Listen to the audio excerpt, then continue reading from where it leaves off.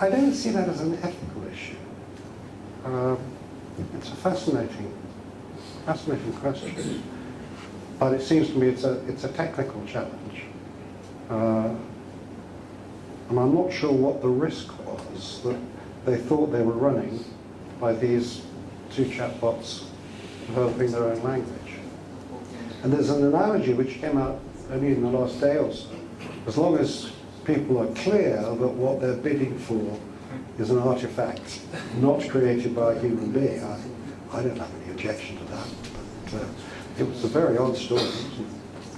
I have a question about the responsibility if an AI commits a crime or something. Is it a way to monitor who is and what is being fed to the AI to educate it? As I learned that Google's DeepMind was being fed books, thousands of books to be educated. So I'd like to know if there's a way to monitor that, so that we can know who is feeding the AI about information for it to learn. Yes, and I think that's a fair point. It does go to the responsibility and how an AI is trained. And if an AI is to be trained to be evil, no, the person or organisation responsible for doing that needs to be held to account.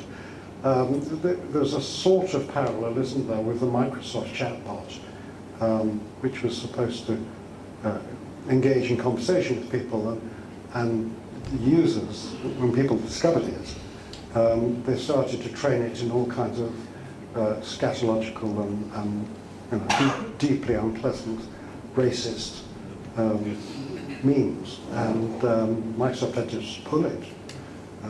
So in a sense, that's an analog of what you're arguing about. But yes, we need to sort of step back from the excitement of the technology and say, what are our basic ethical principles?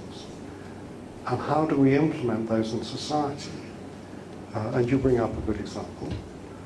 So we know how to hold people responsible. It can sometimes be difficult, it can sometimes be confusing or opaque, but generally speaking, our legal systems work and they hold bad guys to account, and they go to prison or whatever. So we have the principles, we just need to learn to apply them to this new technology, and that won't always be easy. And your questions, which have been really excellent. One offer and one request.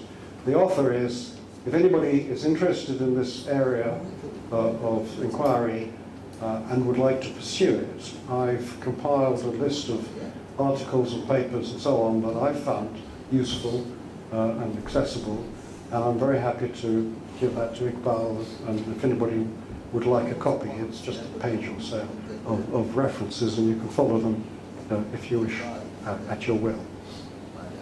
My second point is that I know there are a number of organisations in this room which haven't engaged with the BCS but might be interested in doing so. And we have an offer called corporate membership, which enables an organisation, might be a university, it might be a company, doesn't matter, to engage with the Institute so as to enable their staff, particularly obviously their IT staff, to personally engage and support them in doing so. And in the UK and in Sri Lanka, where we were last week, I personally have engaged with a number of organisations which have taken good advantage of that. And I'd strongly encourage anyone who is in that position and who is interested to talk to Iqbal and explore what may be in it for you as well as for the Institute. Thank you. Thank you very much, Chris. Sit down.